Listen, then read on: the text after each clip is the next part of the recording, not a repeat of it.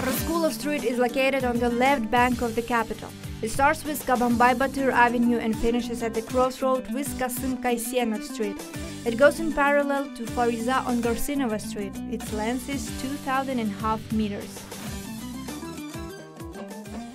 Turar Raskulov is a famous statesman of Kazakhstan. His public and political activity is related to the beginning and mid of the 20th century.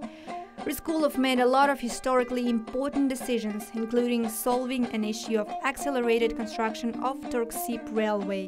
He also paid a lot of attention to the education, helping Kazakh youth to enroll to Russian and international universities. Raskulov took part in development of Constitution of Mongolia. He was the one who offered to name the capital Ulaanbaatar. Second multifunctional hospital in Nur Sultan, as well as Mega Silkway Entertainment Center and Expo 2017 International Exhibition Center are all located alongside the street.